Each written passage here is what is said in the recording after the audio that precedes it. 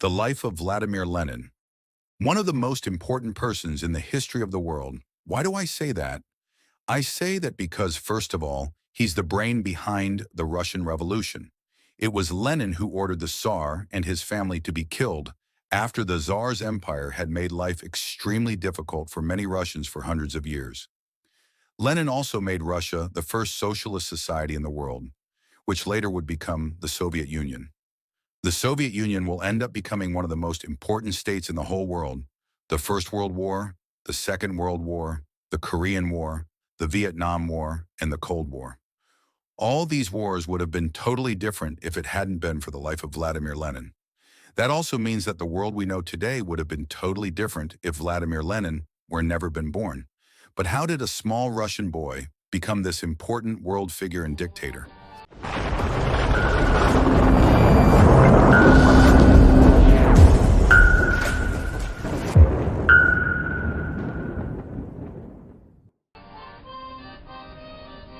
Vladimir Ilyich Ulyanov, better known as Vladimir Lenin, was born on the 22nd of April, 1870 in the city of Simbirsk. He was born and raised in the gigantic Russian Empire in the 1870s and 80s, an empire that stretches from the Arctic Ocean in the north, along the German border, and the rest of Europe to the west, and all the way to Kazakhstan, Mongolia, and the rest of the neighboring countries in the south. There live over 100 million people, and they are all under the rule of one man, one emperor, the Tsar. The Tsar is very important to the story because he will end up being Lenin's #1 enemy.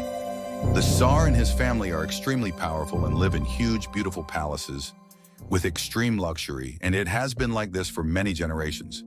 The Tsar and his family are partying, drinking, and going on nice holidays, while the biggest part of the Russian population is working themselves to death in the fields. The general public is starving and struggling to survive. The rich can use and punish the poor people however they want. They can legally steal and take everything from the poor. But Lenin is one of the lucky ones.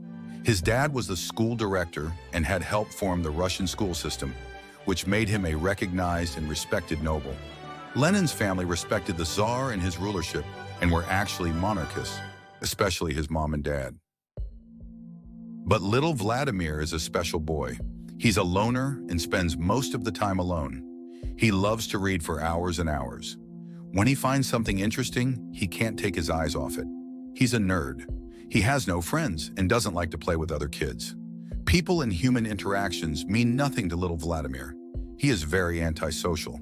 At this point in time, nobody would believe that this little boy would end up becoming the key figure in a bloody socialist revolution and get the mighty Tsar killed.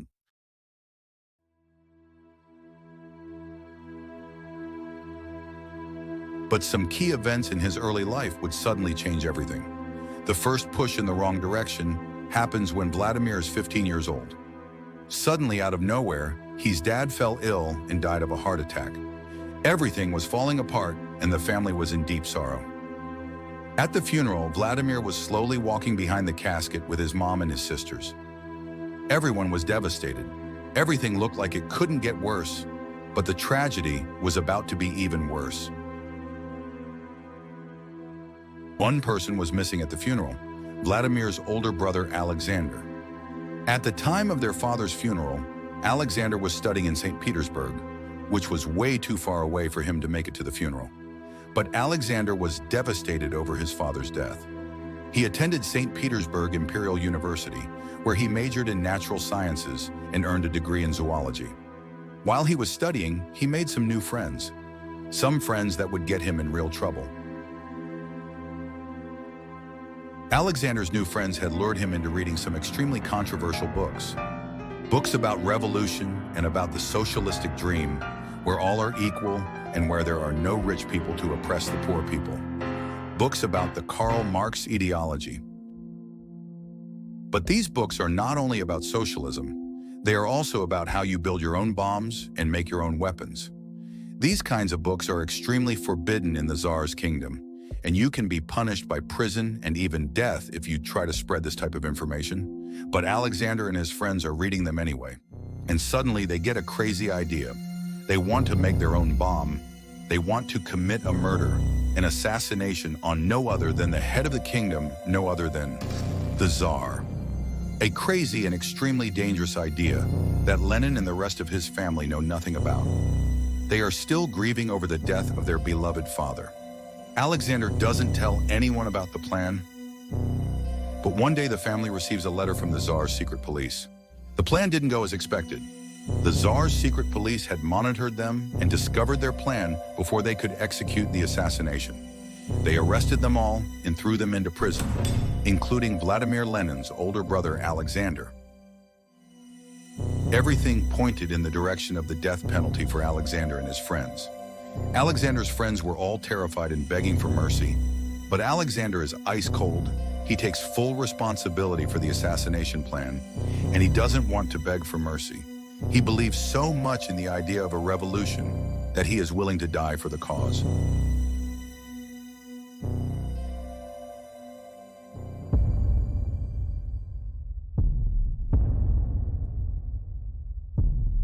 In the May of 1887, Alexander receives his punishment: death by hanging. Vladimir sits devastated and horrified in his room. He knows that today is the day that they are going to execute his beloved brother. He doesn't understand how or why his brother suddenly became a criminal bombing man, but soon Alexander will be gone forever. Before Alexander's death, Vladimir had inherited all of his brother's books and notes about socialism and revolution, but he hasn't looked at them yet. But these books and notes will end up having a major impact on the course of the world. Vladimir looks worried at the ticking clock. He knows it's about to happen. He can feel it.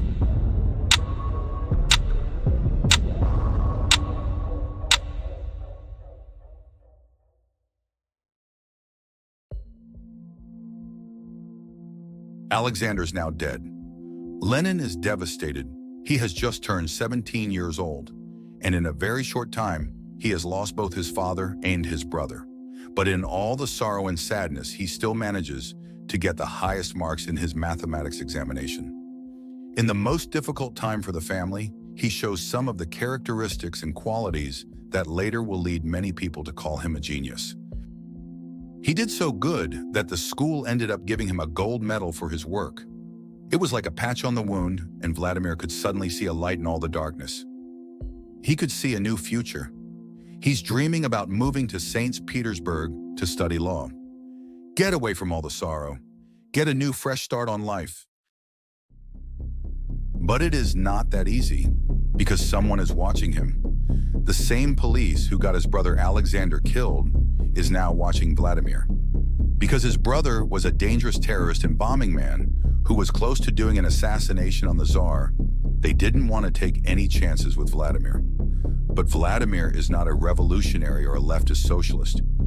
He's not even that interested in politics. But the Tsar doesn't believe that. They are sure he will follow in his brother's footsteps.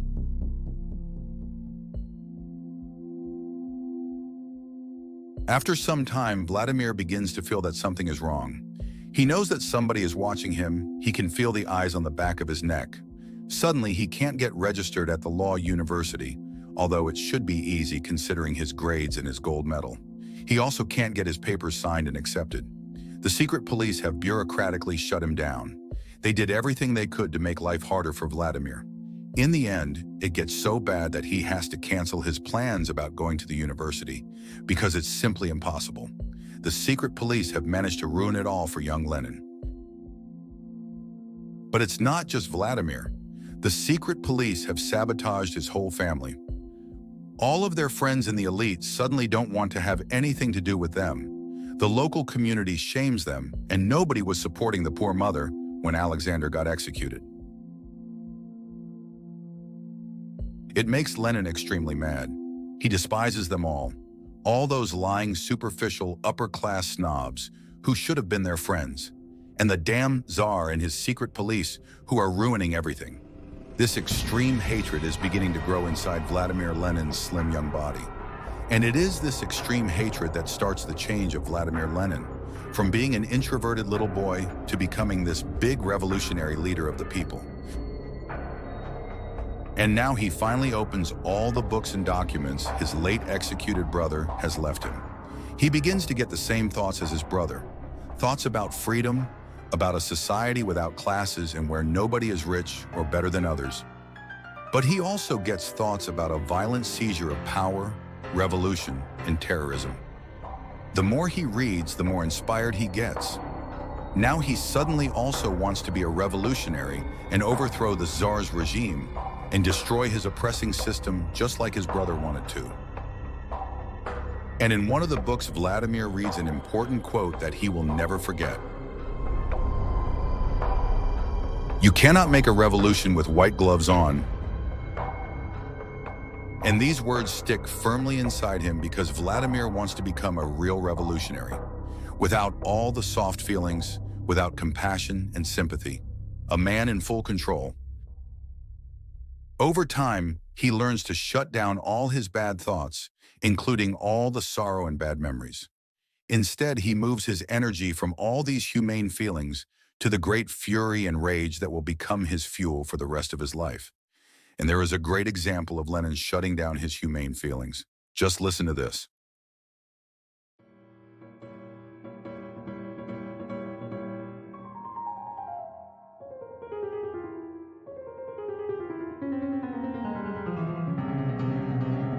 This is a part of Beethoven's Appassionata, one of Lenin's favorite melodies. Beethoven's music made Lenin soft and vulnerable. It made his feelings come to life. He is too sentimental when he listens to these beautiful melodies. This music gives us a picture of what it is like to be inside Lenin's brain when he is in his most soft and kind state.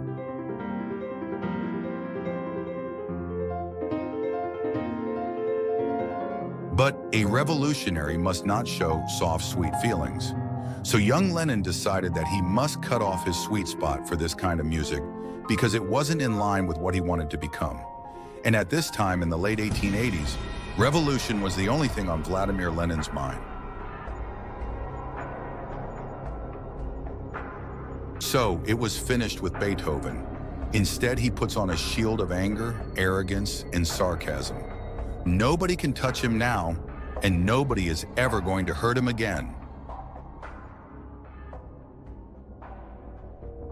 This new revolutionary style makes the Tsar's police watch and monitor him even more than before. Now they are constant on his neck.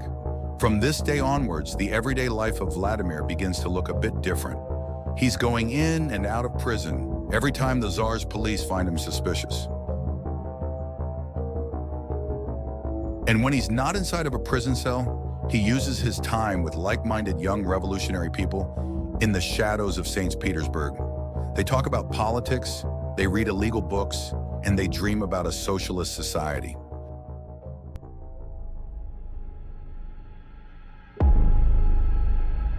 And Lenin dreams big, extremely big. It's not just Russia that he wants to change.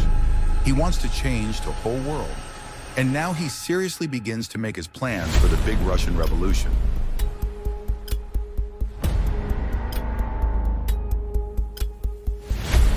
Part 2 is coming soon, where we delve even further into the rise of Vladimir Lenin and his revolutionary rise to power in Russia.